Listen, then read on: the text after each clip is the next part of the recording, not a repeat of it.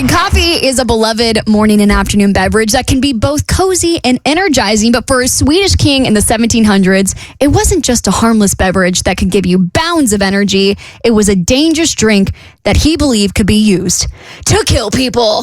So this is the late 18th century, and Sweden was under the rule of King Gustav III, a monarch so cultured he threw mass balls, collected art like Pokemon cards, and wore more ruffles than a French poodle at a Renaissance fair. But behind the powdered wigs and regal poses lay a dark and percolating paranoia. You see, Gustav had a mortal enemy. It wasn't Denmark. It wasn't the Russians. No, his nemesis was coffee. We're going to redo that one because that wasn't as ominous as I wanted it to be. Wasn't as dramatic as you wanted, okay? It wasn't Denmark. It wasn't the Russians. His nemesis was coffee. Thank you. There we go. Like it. I'm way more into it now. All right, so Gustav, coffee was the devil's brew. It was an imported menace that threatened the moral fiber of Swedish society. Basically, he thought coffee was turning the peasants into morning people, which, to be fair, is pretty horrifying. He hated how it smelled, he hated how it looked, but most of all, he hated how much people liked it. So he's trying to yuck everybody's yum, and just because he doesn't like coffee, he doesn't want anybody else to have coffee. Misery loves company, even in Sweden. So he declared war on the bean. He banned it. He outlawed coffee houses. He outlawed mugs. He outlawed people thinking about it too hard.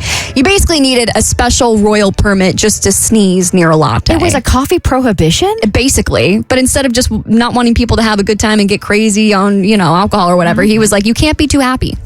He was a hater. So one day he decided to prove through the power of science and petty tyranny that coffee was lethal. And thus began the coffee twins experiment. The what? The coffee twins experiment. The coffee twins experiment. The coffee twins experiment. You got it? Coffee Twins experiment? Oh, now.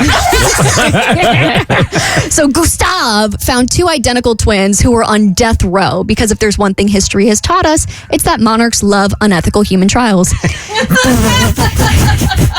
He ended up pardoning them, but on one condition. One twin had to drink 3 pots of coffee a day for the rest of his life, and the other had to drink 3 pots of tea. This is like some Dr. Evil stuff. It was a lifelong beverage battle. So it was tea versus coffee, Earl Grey versus espresso, all under 24/7 royal medical supervision. Well, that was the plan. The only problem was that the experiment took so long that the doctors died first. And then Gustav himself was assassinated by a guy in a mask at a party, proving that the real danger wasn't coffee, but ironic foreshadowing. Eventually, the tea-drinking twin did die first, and at the ripe age of 83. And the coffee twin lived even longer. And so, Gustav III's great experiment proved only one thing. Coffee makes you highly caffeinated and maybe a little regular in the bathroom.